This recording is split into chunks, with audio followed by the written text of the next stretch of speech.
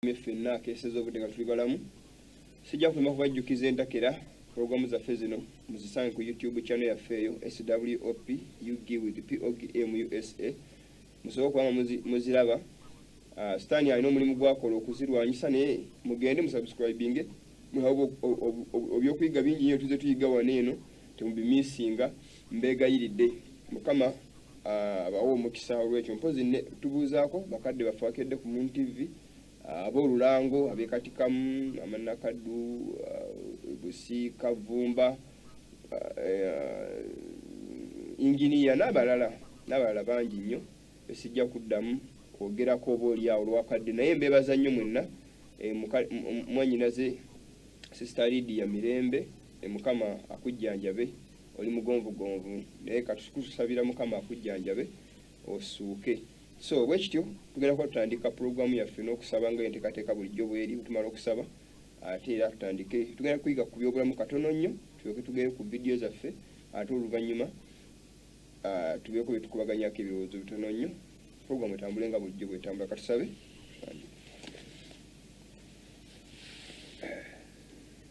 Katonda omulungi tukwebaza kubanga tuli balamu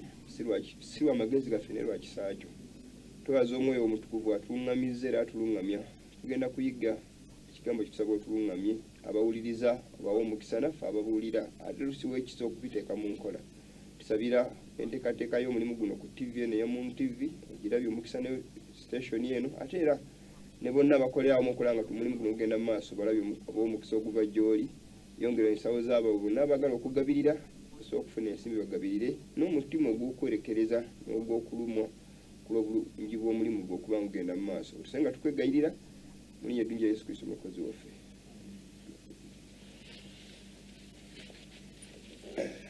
Mukwano gwange tugenda kuba tutandika okuyiga kwaffe naye mbadde ngenda kusooka tugenda ku lutimbe n'ebigambo binyaga kwogera katono nnyo ku byobulamu. Si kirungi kubeera nga tuli balamu nga tuli mu by'omwoyo tutegeera by'omwoyo naye nga mubiri ate emibiri gyaffe migonvu oba mirwadde mukama tajja kugulumizibwa. Kyetaaga tubeere balamu mu mubiri ne mwoyo mukama alyoka agulumizibwe nga n'emibiri yaffe gimuweesa ekitiibwa kubanga Bayibuli bwetugamba. Tugende ku lutimbe tubeeko tusoma ku katono nnyo ku byobulamu then tulyoke tweyongere ate ku butambi waffe oluvannyuma. Tugende ku lutimbe tulabe mpozi ebigambo ebyo ebiriko Bayibuli omwoyo bonnabbi tujja kubisoma bigamba katuddeyo katono nnyo bwewaawo katubisome ebigambo ebyo biddako. Agamba nti health is a great treasure, nti obulamu kya muwendo kinene nnyo, kya bugagga kinene nnyo. It is the richest possession that mortals can have, nti obulamu kye kintu ekisinga okubeera ekyobugagga omuntu kyasobola okuba nakyo. Wealth obugagga agamba nti honor ekitiibwa and learning n'obuyivu is dearly purchased. Abantu babigula n'omuwendo mungi nnyo, babigula nga babiyaayaanira, babyagala nnyo okubigula. If it be at the loss of the vigor of it, n'ekibanga kyetaaga kutwala bulamu bwo okubukosa. Abantu bafuba nnyo okola nga bagaggala kyobane bana basumba bitwogerako abafere babikola baagala bugagga bagula wealth nebitunda ne bafuwayo nebakolendagano ne Setaani obulamu bwabwe oba awangala emyaka 6 ku nsi naye ng'agagga wadde n'osanga abawala n'awayo omubiri gwe n'akola obwenzi n'akola obwamalaaya naye ng'ayagala kugaggawala ate sikabeere mwavu mu kaseera katono nyabamanyi n'okugamba balingi bajjamu mbaawo omulala n'amanyi n'okugamba bamu bamanyi n'okugamba nti ku nsi in fact bingi byogere kitagoye ekikuwengaba babyogera nnyo naye ng'akyayagala afune ssente naye nga tafudde ku bulamu. Agamba nti neviga eyonoonebwa for the sake of wealth and honor and learning. Abantu abaana bato bakeera mu makya ne batasuteebaka ne basuza ebigere mu mazzi naye nga bakolerera bulamu bwa kaakano bafunye okukola nga bafuna gundi obugagga bafuna ekitiibwa bafuna n'obuyivu. Naye agamba none of these attainments can secure happiness if health is wanting. Naye bw'omala okugaggawala bw'omafuna ekitiibwa bw'omala ofuna obuyivu tekuliko byonna ku bino kisobola kuyamba bulamu bwo nga bumaze okufuna ekizibu. Webukosebwa ne bwoba olina ssente empitirivu nnyo n'obeera naggagga otya tosobola kubusa ekiwalinga kubuzaawo. bwekasitamala okufuna injuries naye banga bufunya ebizibu bitagenda kugira oba olemadde bugagga bwe tebusobola kukuyamba, ekiba tekisobola kukuyamba, ate era n'obuyivu bwe tebusobola kukuyamba, osigalawo bwotyo. So abantu bande mufa nnyo ku bulamu. Abantu bangi alyanga bw'ayagala n'anywanga bw'ayagala naye bwatuuka mu ddwaliro abantu omuntu batera obbaga muve ku nnyama temulekerawo kugirya. Ennyama mbi, ennyama gye mulya abaganda bange abala puroguramu eno, ennyama eri disease gye ijjudde endwadde. Ente zikulira ku myezi 3 so myezi 6 buloyira buwikisi bwe butyo ng'osa odda ku kkubo kwokya luti kulya. Netera nnyo okubawa amagezi nti muve ku bintu ebyo, si birungi eri obulamu bw'omuntu. Mukama yawa omuntu emmere y'ensigo nga ye mukwano gw'omubiri gwo.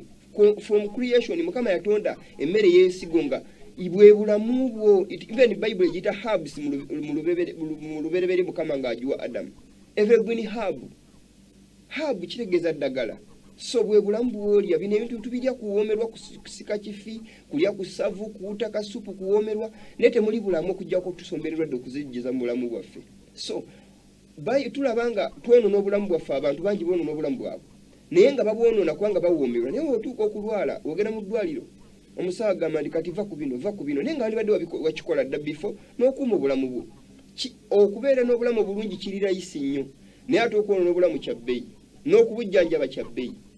Naye ng'ate omunaku n'omugagga basobola okubeera mu bulamu obulungi singa batambulira mu mpisa ne mu biragiro bya Katonda nga ebigamba n'okwekuuma amateeka g'ebyobulamu.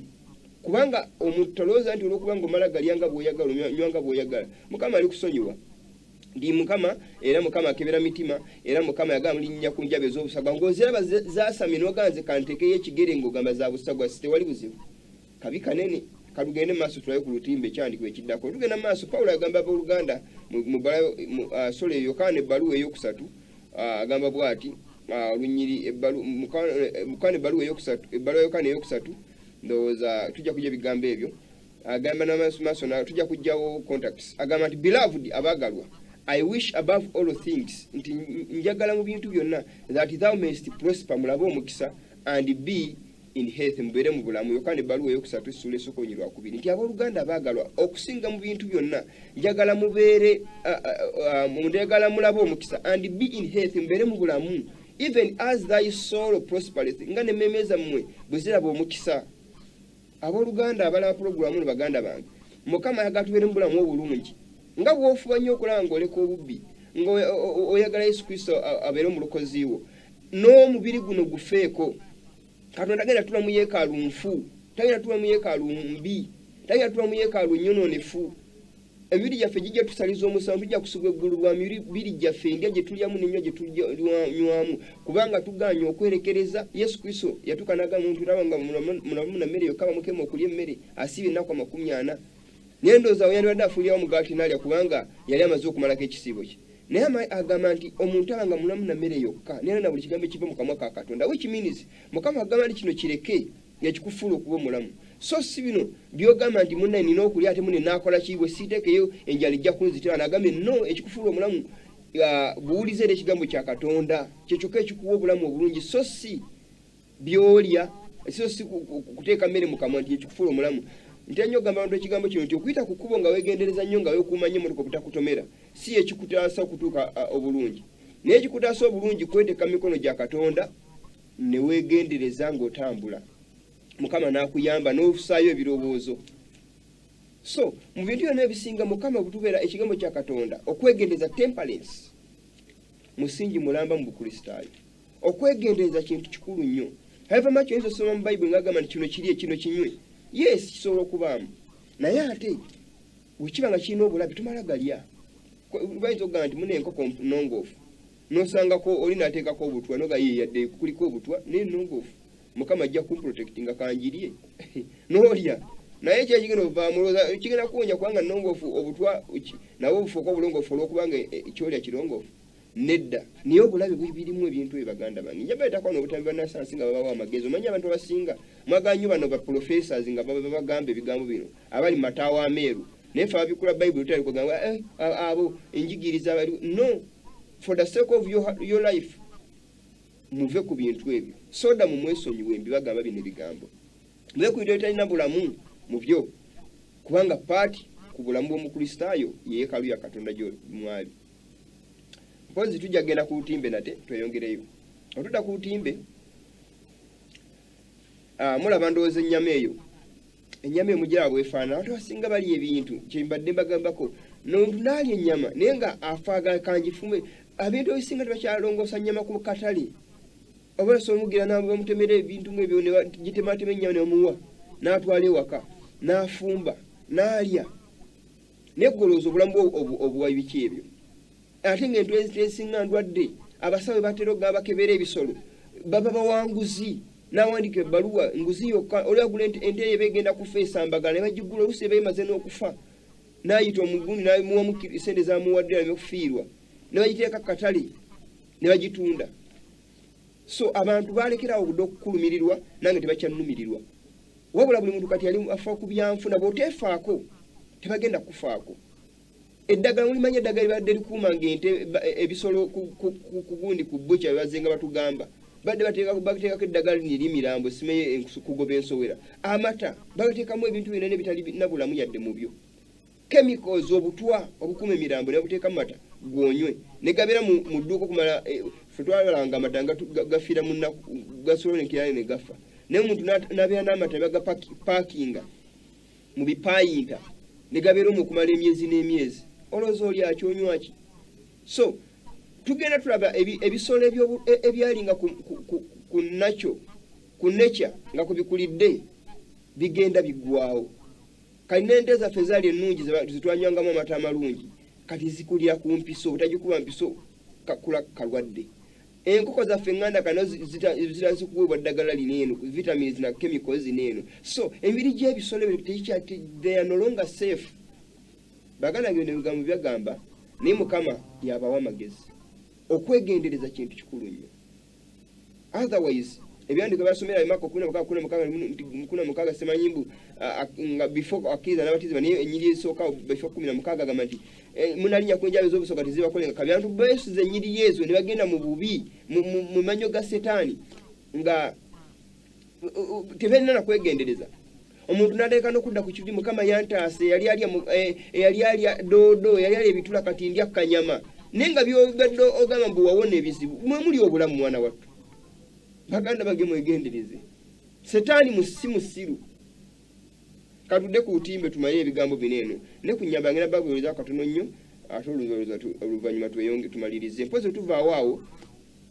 ensonga endala ku nsonga y'okwambala abakyala mulaba ndowooza ebintu ebyo obugoye obubakwata si bulungi tugende maaso si bulungi bw'oba olabe butawonya saturation y'omusaayi bukwata emiswa egyo nga tekisobola kubanga gireeta kirambuza omusaayi obulungi. So mwegendeze mu nnyamba z'emamba engoye ze bazikola kubalemesa kuzaala omukazi atuuke nga takyasobola kugenda musanya kusindika afiiremu kigendo byakubattira musanya embuto abaana zivengamu ebopale obakwata ensonga lwaki gwoza olaga figa kakondo bajje contact sezo mulabe kakondo eyo lwaki ngira tujja pozinga mu tusolo tulabe kakondo eyo lwaki ngibalaga bajje contact sezo tudde katono nnyo mulaba ndowooza magumba ago buli wokozesa kakondo amagumba ago geesika ne gabanga gava mu position golooza oli ku mulembe wo kakondo gye nalabe mugirabe bannayo mukyalo we bwali kakondo kyeyo ddala gwe bulamu bugenda bukola ki kukomewako katono nnyo mpozi katono nnyo tunakweyongerayo. Omuwala oyo mumulabye wali abadde wali eri ku gundi asembyeyo nga tumaze okulaba ebigambo tujja genda maaso ndoza tulabe mu kifaananyi kisembyeyo ekyo tudde maaso tugende maaso awasembe waliwo tusembyeyo tusobole okubanga tulaba kifaananyi ekyo kisembyeyo nga tumaze okulaba owa kakondo naye nga obulamu engeri gyesituddemu ekigende temuli bulamu wabula okufa n'okulwala nga yekigende obuvaamu gwe oyambadde musono kunyuma na kunyumirwa naye nga obulamu obukosa buli affected gwe olabanga ebiri nnome bitalina buzibu naye nga munnayo obulamu obwonoona. So baganda bange obulamu Yesu Kristo yajjanjaba obulamu bw'omubiri n'obw'omwoyo tujja kuwulira njiri yokka ya mwoyo ng'emubiri tugusuuliridde. So ebigere ebyo mu byonoona mubijja mu position amagumba gamugoona entumbwe mumasoza mu muzonoona olaba ndowooza mujja kwefunira injuries mutagenda kutereeza kubanga muwambala ebimisono tujja pozawo ku ngatte yegenda okuddakawo maaso mugirabe bagyetegeeze bulungi abantu. So ebintu bingi tubyagala naye ate wewe byabula yenga tumugira bandowooza so amagumba gasikibwa ne gava mu position so bulamu obwo bwonoona si byebyo kabingi nnyo biyinza okulowooza kwesinza kumalayo naye bo bwonoona katuddako kifaananyi kizeekaawo katono gye tuba tusembayo nakyo tiwakati tulabe bwe tugenda okuddako ekifaananyi kiddako ekyo mulaba ndowooza omukyalo yeyerusa feesi njeru nnyo laba emikono bigifaanana which means eriya yali kala ye eya wansi ne feesi gyataddeko yokayoka chemicals kitegeeza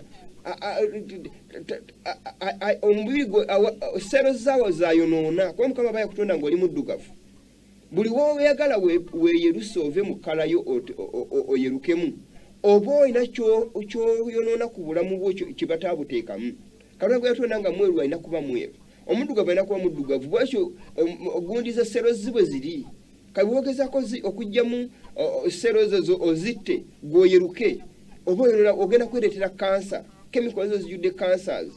amundu newakuba empiso nayeruka kati oyo munne yeesigako feesi kwayagala feesi noza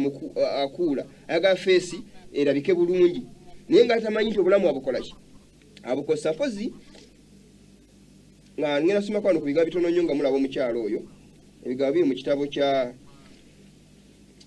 kya Yeremiya essula ey'okuna olunyiriri lwa 30 bayibuli egamba abantu abamanyi abakyala basinga bakola ebintu ebyo just kubanga baagala okusikiriza abasajja ne bayibuli egamba nti naawe bw'olinyagibwa olikola otya nti baagala kukuula baagala kunyaga abasajja mulikola mutya amaze okunyaga newankubadde ng'oyambala olugoye olutwakaavu yadde beekolako nnyo newankubadde nga weeyonja n'ebintu ebya zaabu ne weetojjera ne weetonaatona newankubadde ng'ogaziya amaaso go nga weesiigako eddagala mumu nga basiga ipenso chemicals ze mweteeka ku maaso weefulira bwere omulungi weerungiyiza bwere bayibuli bekugamba agenda maaso naga nti baganzi bo bakunyooma banoonya obulamu bwo bakutunda bakunyooma ye ayagala kukwabula bukwabuzi talina kyakunoonyako kirungi anoonya bulamu bwo kubwonoona kivula gwe yali aga nti balimbajja mu mbaawo nga olumbe lukukutte nga tukyabyogera banoonya bulamu bwo teri musajja asobola kusaba omukazi nga yeekozeko atayambadde enkunamya ali mu kkubo malaya amuguze naga nti ngenda kumutwala wakakwambala kumuwasa nedda tasobola kubanga amanya nti ono kati ono kino ye portion ye naye era tutira nnyo tunira empisa naddala mu bintu bino so baganda bangala programu eno bayibuli bwetyo tugamba twegendereze bakozesa ekisooka 6:19 paka 2 kyavudde agamba what agamba nti know ye not that your body is the temple of the Holy Ghost temumanyi nti emirya mu yeekaalu ya Katonda which is in you ali mu mmwe and the anointing of God and the anointing of your own era temuli ku lwammwe for you are brought with a price mwagulibwa na muwendo therefore glorify God in your body mwekyo mugulumize mukama mu mibiri gyammwe agenda maaso n'agamba and in your spirit ne mwoyo gwammwe which are God is ebya mukama walaba ndowooza nfundigana bakolesa ekisooka 10 onyirwa 3 kyavudde agamba whether you eat or drink obanga muli obanga munywa or whatsoever you do oba kyonna kyonna kye mukola do all to the glory of God mukole byonna byonna ku lwa kitiibwa kya Katonda era bwe bosomera mu bakolesa ekisomi 6:19 paka 2 nti mukimanyi emiru gyammwe yeekaalu ya Katonda muti yenna wazikiriza yeekaalu ya Katonda mukama naye ali muzikiriza wagyonoona if any man defile the temple of God himself shall destroy. So bagala ngegabe mbibabuulidde temulowooza nti gwe oyinza okukola ebintu ne mukwaliza sidi ekati ndaba nnyingi bakazi batandise okweyirusa era mulimu abeeyirusa beesiga bambala kati ng'ensi bweyambala ebintu ebyo muteeka ku mimu bannaye buli weweekomba tebabikola si mmere babikola kufuula nga gundi design kutonaatona naye bwe bigenda mu bulamu bwo bikola kansa abantu bangi bafunye endwadde ezitali nnungi ezitali zimu lwandya lwanya lwanywa lwanyambala lwaneeyisa mu bulamu obwa bulijjo bafiddemu bulwadde so baganda bange njogezedde ebigambo bingi nnyo nga ntandika programu eno for the sake of your health be vigilant be sober mwegendereze baganda bange mutunule mutamiirikuke muleme kubanga ensi bwefaanana mukama ajja tuvunaana ajja tuzikiriza olw'okuzanyira ku mibiri yeekaalu ye mwatuula muganda wange nandaze nnyo nsaba obuuze ku baganda baffe abala programu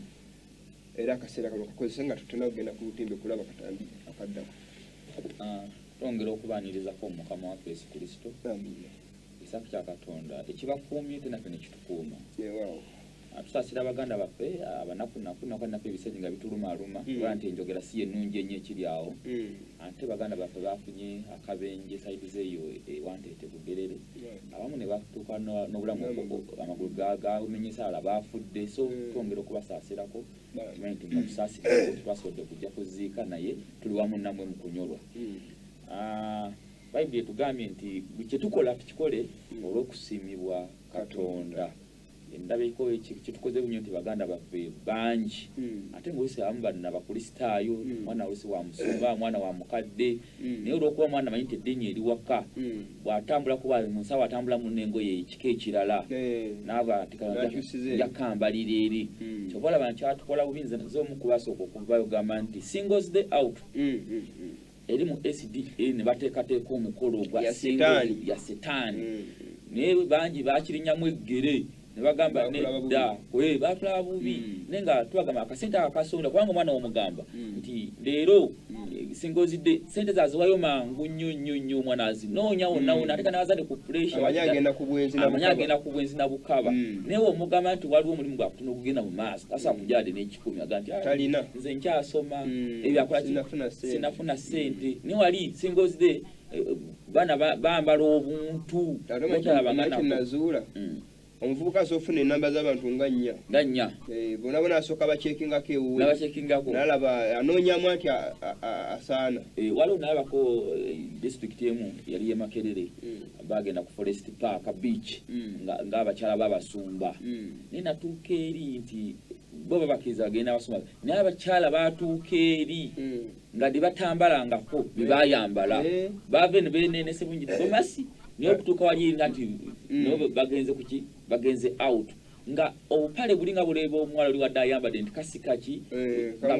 kamukwata omubiri bagenda okubaka abakamu nga kebambadde kajeyo figa musumba ayongera okukola ki okwekenneenya.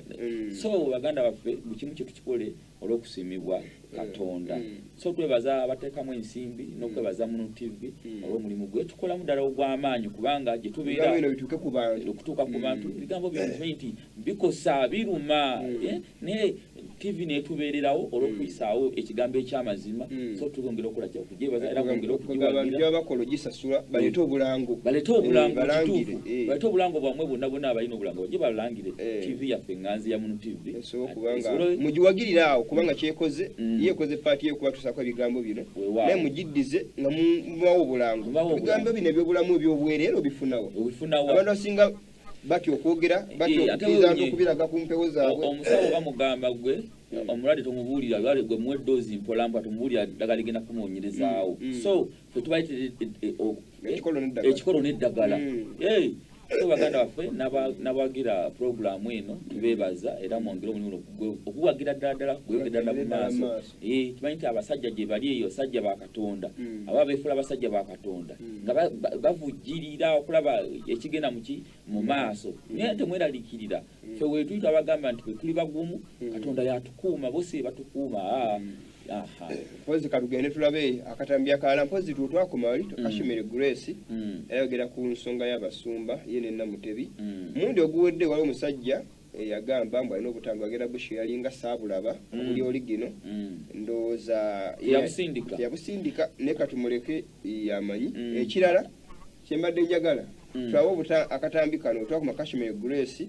then wawe yatuuka n'agamba ku nziba y'abasumba baleete sente nnyingi nnyo ate oba owaayo teweemulugunya wakatambi kasenyo nga kensuddemu ng'ayogera ku bya ssente. Naye akatambi kali kajja kukola bulungi nnyo okwongeza ku nsonga eyo. Yali taani wa muzeeyi oba pasita gundi Male ng'agezaako okwogera era engeri gye babbamu abantu ssente. Tujja kukateekako omundi ogunaddako. Wakajja kuba kakolera na Kashemere Grace engeri gye babbamu abantu. So oba ng'oli yagaana okukwata wamwegayirira nsindikira tushayalinge kubanga nkugambye wali ensobi naye nina okukkiriza nti ayinza okuba yali Ssenyo nga mwennyini yapanga kubanga essimu baagibeerako kumukumu naye addamu okukuba n'agamba nti omusajja kyagedde mu kituufu. So ayinza okuba Ssenyo nga okukkiriza kwange okusinga n'eddoboozi nali mpulira nga Masenya wamenye yali akubangeza ko defendinga no kufuna endiga zino yaga mukube wantu ya yaganda okushare ate nga kindi tugenda kubanga tugenda kudamu okuweza ate tuongera ntu okubabulira maki amazima tiyaleta kalugeye ku lutimbe kala kutulaba katambi ako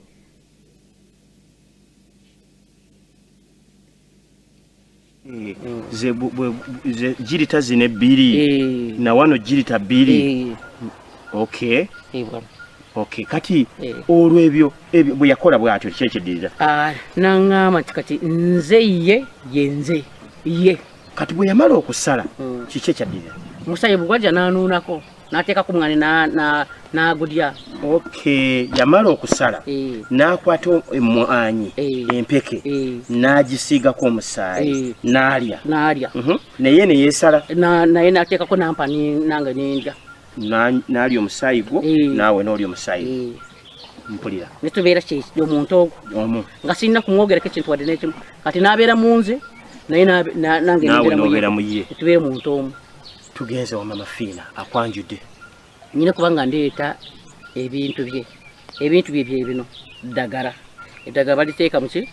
mukantu akababa bakuwadde kona eiza kabugo eiza akaveera naye kateeka kubeera nga kali muki olubugo nkiraba kati eddagala lyo kasita olitwala olireeta n'oliteeka muki nze naliterekanga nyine kutoolako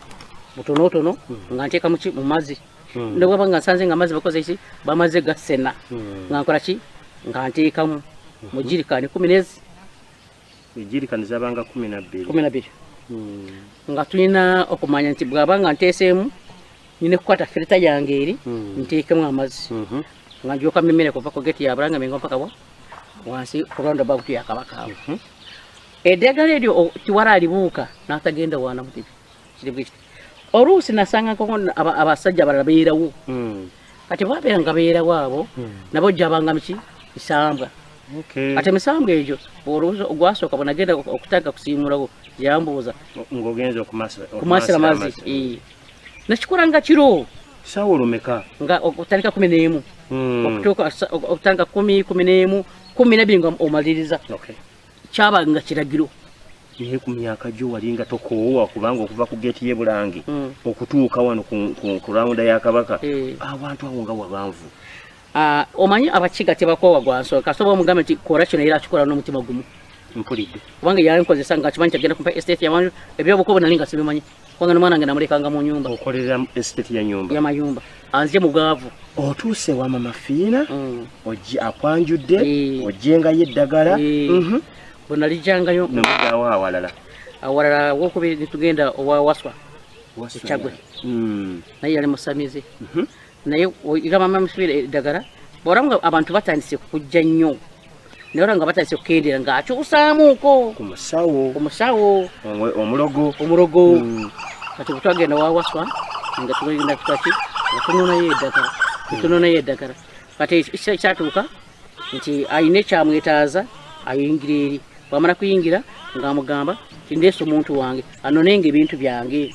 kati kyekimu nakolanga ki eddagala onalireetanga olwedde ninkola kinimemeranga awo ewa Waswa mwajjayo eddagala lya kikaaki twajjayo eddagala lya mirundi ebiri kati eddagala eryo lya mirundi ebiri twajjayo eryokuleetanga bakasitomazi endiga enyingi nnyo ate nga bwempa obujulizi nga bwe yaŋŋamba nti yansabira namponya siriimu kati ekiseera bwe kyatuukanga abantu bebatanga okumala okufa abantu bangi nnyo ne beewuunya ne babeera nga bajja gyendi ne bagamba nti omukazi oyo yakuwa mmere kikola nga owona siriimu naye nga nti nakkiriza Katonda kubanga yali kyali kyajiro ndeme kwatula nti nkyalina siriimu nkyali ku Makerenda nedda ekyo kyali nga tikiriiwo naye nga kituufu gwe siriimu wali omulina nani nga ndi ku Makerenda nti gwe bwawawanga obujulizi nti yakusabira nowona siriimu bwe wasigalanga ku Makerenda abantu yabagambanga atya yasayabaziga abooluganda muleme kulemesebwa okujja okurokoka omukyalo oyo mulaba ye namusabira nawona siriimu banange okukkiriza kwamwe kutono ate muyine kuwaayo nnyo Katonda yagala muntu awaayo nnyo bw'owaayo nnyo Katonda n'alaba ebyowaddeyo nga bingi nnyo awo Katonda ng'akuwonya ate tokola ki toteeta buntu butonotono nedda leeta ebisente nyingi nnyo kyoleeta kinene nnyo ate toyemulugunya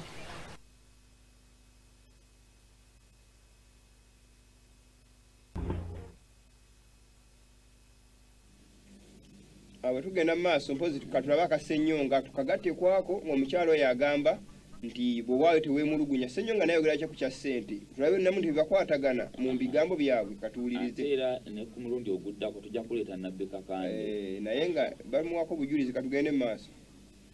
Abasumba era tebakoma kuwuliriza buwuliriza bizibu by'abantu babakubiriza n'okusiga ensigo okusobola okusumululwa. Without sowing seeds, nga tosize ensigo. Again, when I say sowing, when ngamba okusiga, I'm not talking about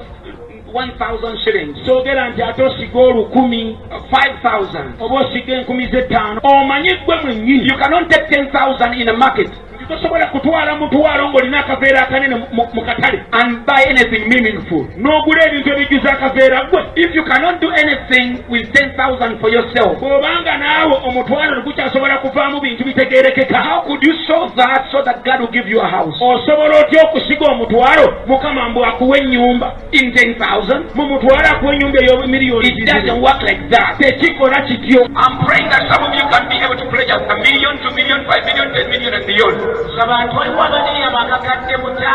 10 n'eziki.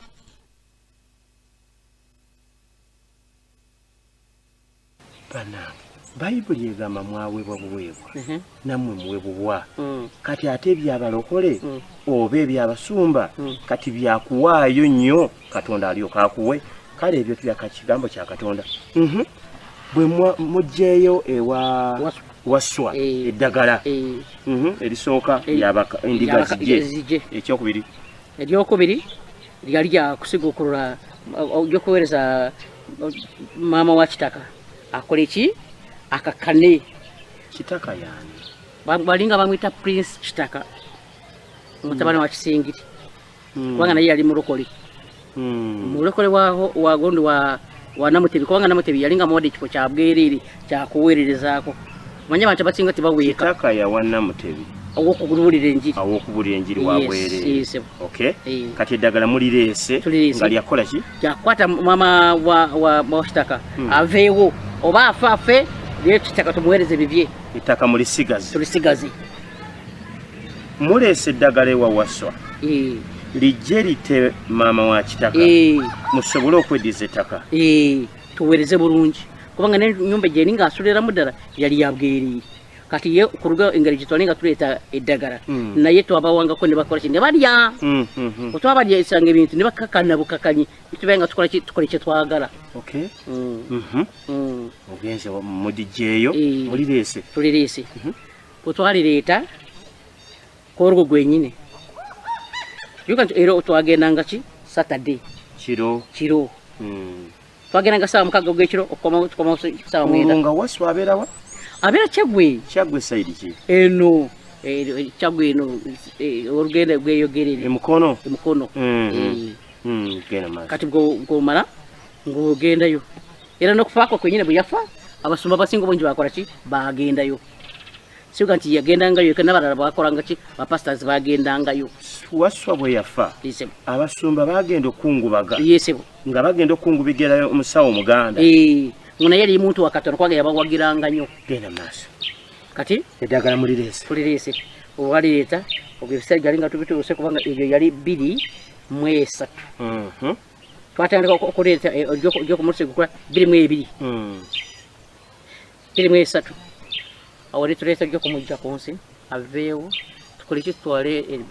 ettaka ne mwanyina wa kitaka yalinga takyalina na mugaso nga tasobola na kufaayo nnyo. Kitaka yali akimanyi kitaka Prince Kitaka pastor Prince ye kitaka yakitegeerako kubanga twalinga tuli order kumuweereza bibye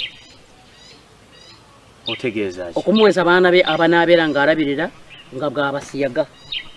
ye yali omugabo gwa Pastor Kitaka yemwe mumuwa abavubuka abasiyage ye nga ye kyekyo kiyali ayagala nga talina na mugaso ku bigambo bya Prince Kitaka kola ngo ettaka alitwara ebyo kasita bamuweereza ebyokusiyaga ni mama waayo ne baba nga talina nga aliwo bataliwo talina kimuyamba. Kitaka pastor yali pastor wana Mutebisosi wange naye nga asiyaga bulungi nnyo. Otegeeza kintu wali omulabyeko abasinga obunja nanti nze nali kirina nga nali kirina nga nkirininga okuva wabweru no mu nyumba wa kitaka na sikirininga ngayo oyina okukakafu nti wali oweereza ne Namutebi era wali mu kyaki ya Namutebi ng'omuweereza? Yesebo. Tuwa obukakafu obwo. Obukakafu bugamba zino za kado ziraba.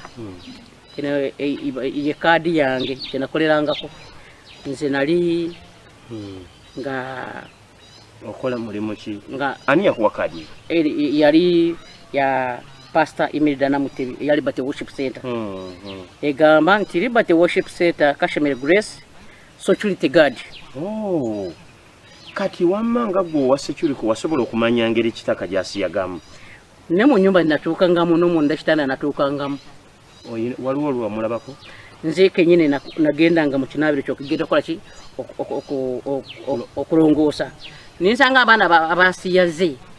ng'akola ki nga bayiseemu n'ebiwere ebisinga obungi nga biteesemu wansi y'egundi omanye ebaafu eno ennene eno yali ng'eriko ekituli kati ekituli ekyo bwe yateekanga ebikunta ebyabeesangozanga nga bamaze okuboonoona. Ate n'abaana abasinga obungi baali nga bakaaba n'okukaaba nga mukalazi oyo si yeyeka baali bangi nnyo. Mukalazi gulinga omutwe obutwe nye baali bayitibwa abasinga balinga baganya n'okuwasa kubanga ate bamugwanira. Olaba abekiseera tobalaba balina obujja bulinga abakazi ne mujja waayo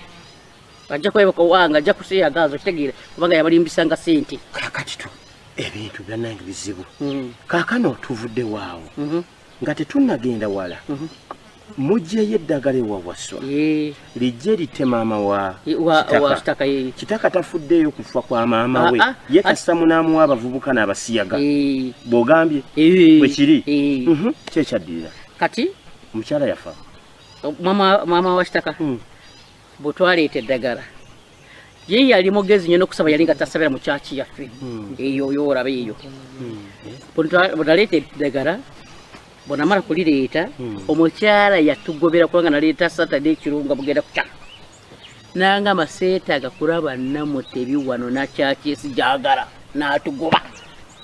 jaliraba kubanga yali ng'akulira ki abasamize Abaganda abo balina abakulira mu kusamira naye yali mwaliko oyo kubanga ye balinga basamira Mumbejja basamirira Kabaka. Kati ye Mumbejja ne Kabaka almost kyali kyekimu ate ng'emizimu gyonna gimanyi ng'ategeere kubanga ffe twalinga tulinga abaavula bwavuzi mu Bwakabaka bwa Sitaani mwe mwali mwavula ate gwe mwagala okutta ate ng'ali expert genda maaso kati mulemereddwa n'atugoba n'akola bw'ati n'atugoba Saturday yali Sunday lumu nangamba bannanga b'emikwano Kitaka saagala kyaki wano nanyiga n'ayumba bannange maama leka bantu bakatonda bakole ki basabye bantu bakatonda ajja kukuba kibuuko Namutebi nga akadde kagenze katutandike katubeeko byetwogera ebitonotono tuwumbewumbe okuyiga ebyaleero kubanga babiwulidde mpozi kyetubasaba kimu muwagire puroguramu eno egende mu maaso. Bingi ebyokubabuulira bingi ebikyaleetebwa bingi ebyokubalaga naye puroguramu mugisapootinge mugiseemu ensimbi esobola okugenda mu maaso buli kino omukyalina walize banja banyuma puroguramu yadde toli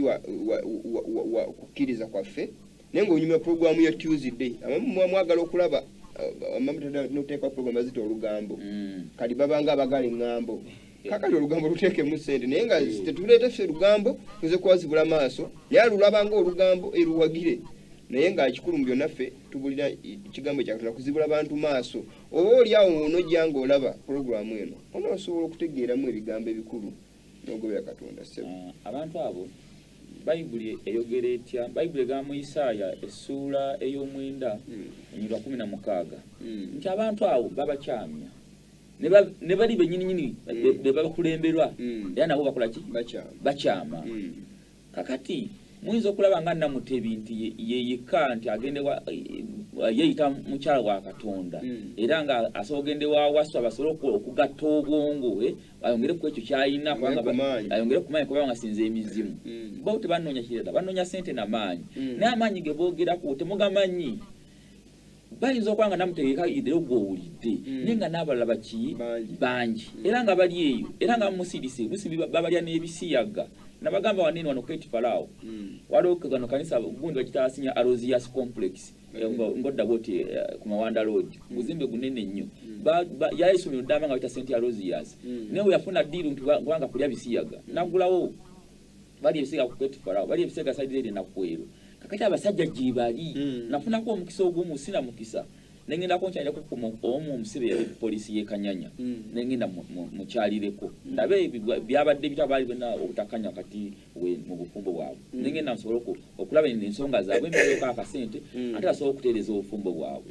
wabula nasanga omusajja nga yatomeza yali makatu naye nga yeesibye ebigoyi naye nga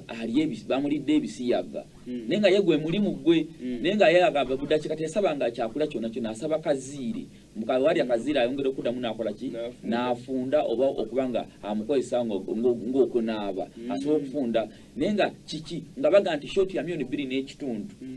naye olaba omuntu olwokuba nti ayagala ssente ogenda kuteeka obulamu mu matigga ogenda kuzikirira bingi bali abaana babatendese bakole ki babirye era bije biri babirya niyo tubyogera ku mutalanga ekyokusala music industry mwebiri waliwo omukyalo omukadde omu yali awuliriza radio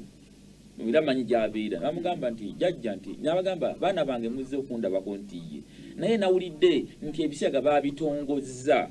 ntiye ne bangembi biwooma mukadde emyaka nga 8 ana mugamba ye jajja oyala kulya bisiyaga nti ye kale katugete tukwete namuletera ka sausage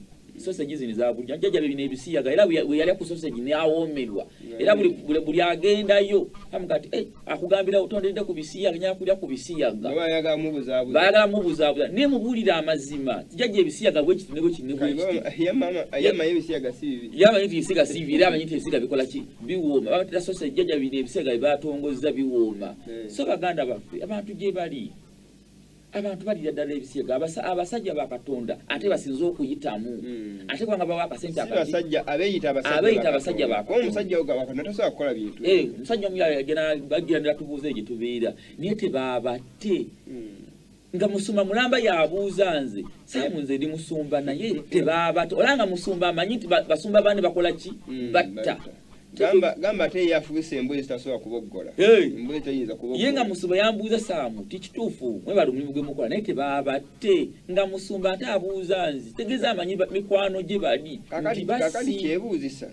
kyewunyisa omusumba wobuuliza ekyo tulaba bayibuli ng'ayogera ku musumba omulungi Yesu Kristo yaleka obulamu bwe najja okunoonya endiga yayita mu bizibu byonna omusumba w'amazima kuba Yesu Kristo yatakolera mpeera kyobala abasumba b'ennaku zino okubanga bakolera ssente bataddewo makanisa kukuŋŋaanyizaamu nsimbi tebakyayogera ku kibi boogera birungi byera ebyoweevu sajja akugambye onoowayo otya omutwalo katonda akuzimbire ennyumba kale ngoyo mugamba n'avumirira ekibi era kugenda buli abannabbi b'obulimba alererere kwakoma era yayise ba miliyoni n'abalina sente za $. naye kambuzeemu ekibuuzo wakambagabe ekigambo kino omusajja oyo ssenyo nga yeeta omusajja wa katonda naye nja babulako ekigambo kino sabbiiti ejjanja kujja twogere ku kigambo ky'ennimi emanga Sunday Tuesday ejja ennimi za setaani abasajja bazoogera murradada esheshebadada ebinjiriza nnimi za setaani mizimu ye gibalinnya ku mitwe kale agamba banne bannabbi ba bulimba naye nga naye ali mu kintu namuliddeko mu wiiki ewedde eno gye gikubye amabiga wiiki eno enyenyini lwalunaku lwa Sunday ng'ali mu kiferero kya abuli convincing endigazi n'agamba ebigambo byetugogera wano ng'abikozesa mbusima mbuga kandi amutaddeko abasajja ndowooza asitudde ffe tumugire tupange obujulizi tugate obutambi tuggyemu ensobi webale nnyo bwe namuwulidde ng'ayogera ye ng'agamba nti kakande yatusaamu eki sente bambi zino omulimu gwa nakyewa era kyeyagambye kikino mbu abasumba balonabona bali ekintu eki tebawukana ow'ebisiyaga yadde ayogera ku kayanja oliayo kya bayibuli bugingo ate taboogera agamba owokubiri n'owakuntebe roodi nja kuboogera naye ate tabakoonako era nawe alangira mbu agenda mu kooti wetuli tuyite mu kooti naye twetwawa abadda mu kooti y'ensi kooti Kristo Yesu ye omulamuzi ow'amazima ensonga alikola ki ali mu kuzikolako so Ssenyonga tesigamba nti tetukwagala jangu wekisoboka jangu tuyige bayibuli nga twalina okuyigirizibwa nekyembadde mbagambako wano nti ennimi ezo zeboogera za setaani ennimi empya ezoogerwako boosomye bayibuli ayogera ku nnimi ezakka ku booluganda mu bikwaya batume baali bazimanyi zaali mu biseera abakuleeti baayogera baaluwulira naye olulimi lw'oyogera ani alumanyi era bayibuli nga nti oba boogera boogere mu mpalo omu avuunule isabi twizire yajja byengenda okuyigirizaako ndoza abantu abamu tukyama olw'obutamanya Ssenyonga kankiyite oba nti wamugwanga nti mufere si kugamba mufere yagenda n'akwata omuvubuka ayitibwa David muyimbi mu kanisa ya Ssenyonga muyimbi ddala era yayimbako ne bayimba oluyimba ne mukyala Ssenyonga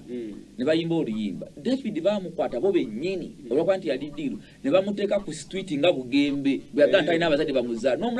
n'omulalu mwennyini nyo atambula ku luguudo alina gy'azaalwa kyokka Bugembe n'ategeeza nti olina ki baluganda naye nga bamuzaala yiri bayitayo sinku butebe eri abaana gye babasibira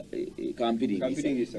akalulu bakayita katwe we bamuzaala naye Ssenyonga nakwata David n'oteeka ku luguudo n'abanga omulalu okumala ebbanga kumpi myaka ng'emeka ebiri naye nga buli kiro agenda n'alya emmere mu hoteri esingamu obulungi omulalu ng'ali abazanyira geemu zaabwe kati agenda abagamba nti ono yali ku situya n'ataamulaba wuuno kati ayimba ki basasula ssente olwa David naye nga yali ddiru kati saa n'ayimba ne muka Ssenyonga bwe yali omulalu kati baakoze eki yakyuka yali ngo yakulira ku ate basitula baabwe taswagenda alonde masiikini amuleete kibi gona era waba ayogera nagamba mukoole simyo emirundi 15 naye nga bambi emabega sapota we nga musaswa inabisamulo kakambe tukwate ku simu budde ngeri gye bugenda tujja funa esimu nga 2-3 oba oli awo zinaba zisobodde okuwera oli eyatugamba nti agenda tusharinga akatambi katakuba kubanga byamulema ni wiki namba simanyi kyaliko sina namba inaladde namukumbira dde mugamu ne akatambi kampi naye tusaba enamba batutereyo ku namba ya studio tetuyinza kugaana kutumirako baganda baffe nga batekayo namba tumirako muganda wange Jjajja Timoteyo yali Seggange eyo nti alumizibwa mu Kigeri mwami Kalanzi egundi Nakabago naye nkutumiddeko nyo kikuba nkima webityo kikuba nkima no Nakabagondo Nakabago ne muganda wange Biti nkutumirako nsambwe akubiriza nnyo abantu bambi okola programu eno ntumirako Biti natambudde naye aliragenda kubanga addayo ate waka enamba zizo bane ku screen muso okubaka ali ku simu agambe yalo akade tukatuweddeko mukose dakika seconds ntono nnyo n'abala basokwe alo ali ku simu alo tekuli kali so twongera kutumyako muganda waffe engineer Nyonsiima oba omulimu gw'okola mukama wongera okukikubalira n'abalala abasobola okuteekamu ensimbi olw'omulimu n'ogenda mu maaso mukama bawo mukisa mpozi sijja kulema ku linnya ndyerabidde naye nga alo yes tukuwulira ssebo kumbireekaana alo mujebaleko bassebo kale nyabo mujebaleko nyabo kale ng'ejjo Ssenyonga yaweereza akatambi n'agamba nti ebyo mulimba mwagattagatta bigatte kansheyalingireko nange nkaagala yakalaze ku TV anti kale webale nnyo kakati kale n'agamba yagambye mbu nno mmwe mbu yali ayogera ku basumba ababi baani bakakande abasinze emisota mbu baba bagamba egyo emisota si mibi ng'ate mwe mugamba mwatandikira mu makati webale nnyo nnyabo mpozi ebigambo ebyo era mundi oguwedde nga tunakwata simu ndala ebigambo ebyo mundi oguwedde naga omusajja abisheyalinge ngaono omukyalo ne wayogedde sijja wakana ayinza okuba nga yabiraze ayinza okuba ono ayagadde kumuwolereza ng'akyogedde bw'atyo naye nga abanga ddala kyabadde sijja kiwakana naye mu byonna aweva maki ekiyakiraza ayinza n'okuba yapanga akatambi ako Ssenyonga nyininyini ng'alina byayagala bw'otunuulira ennyo ekyemisota oyinza okkiza wali wabbali naye yagamba ne Mwoyo Omutukuvu tamusobola oba bali ebabyogera nabyo nga bwagamba kuba omuntu agamba nti Mwoyo Omutukuvu naye takola ki kansobola naye balaba mu byonna kyengisijja kugira nnyo akatambi ako bakalungi bakakyamu aweba maashi kakyamu oba katuufu ku endi nasaba evidence z'abasajja abyo omusajja oli omuzeeyi omanyi ekintu kyesikoze era nabagambirawo nti akatambi ako nawe nakajesamu engena kapuleyinga era mwakalaba so naye abantu bangi simanyi lwaki omanyi omuntu omusinga bagamba nti gundi mubbi nakizuula nti gundi si mubbi obwenzi bwe n'obutemu bwe byatayiko bize nagamba nti wano twalabe si mubbi naye nga mwenzi mubbi ate mutemu so kati Ssenyonga oba emizimu gimusobola oba tegimusobola bitu biveeko ekisinga bukulu nebiri ensobi endala zikola ki alugende masalo ali ku simu agamba alo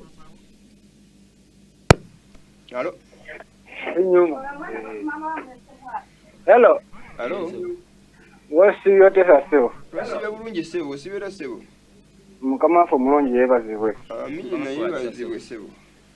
Amanya neduwe zinti waseka. Naye sebo. Ndimuweereza. Era ndi muyingi. Naye akadde tukozeko speed bambi sebo. Kakati nze ngenda genda ku nsonga ya Kakande ne Ssenyonga. Ssenyonga nze simulaba nga wagamba nti musajja wa Katonda. Bayibuli siraba nga Bayibuli ng'egamba nti esimbya layini nti owakakadde ajje wano ow'obukadde obubiri ow'obukadde 10 ow'emitwalo 5 ate nabali bennyininyini zalina obujulizi mamme wange yali ajja wa Pasita Bugingo n'ayitibwa Ssenyonga nga tamanyi kuba yali abba mubende bwe yatuuka awo ng'omwami oyo agamba nti yatandika mu bukadde 10 basimbya layini nze neebuuza ku mutima gwange nti Katonda yali alagiddeyo sisoma nga kyawandiikibwa kigamba nti Katonda agambye nti owakakadde ow'ebutwalo 5 nkyabangayo Mukama abampeera omukisa naye badde nsaba munsindike ku namba yammwe enamba zizo ku screen ezo zolaba esembya na musatu zona sembya na musatu MTN Airtel nga bwezaya ku screen ya muganda waffe batange badesikyogera Ssenyonga yagira ndozo omwaka gwali gwa 2017 yalikuwa kuna mkwata simu ndala yonna akadde kaweddeyo yawamba omusajja Omunyarwanda Kayihura nagezaako era Kagame yakuba essimu akubira Kayihura n'amugamba Ssenyonga ayine kanisa e Kampala yawambye omukyalo omukadde Ssenyonga bajja namukwata mu kanisa yemwe nnyini ng'amufunirako ssente omwaka gwali mu mwaka 2017 nesengana Kakande byonna abimanyi so Ssenyonga amuwambi w'abantu nange yadagezezzaako okumpamba Tuesday yagwa nabategeeza ne bagezaako nga bantu asamanya so baganda baffe Ssenyonga sigamba nti tumukonjera si musajja mutuufu yaddeyo omereza naye si mutuufu bannanga kadde katuweddeko tusaba tubasiibule wano naye Tuesday ejja muteekeko Sabbiti olweggulo ku Saturday mukiwuninge abatwagala enamba z'essimu zezo WhatsApp YouTube Mukama bakuume muganda wange siibula abantu mubeere bulungi mwongere kulaba muno TV Mukama bawo omukisa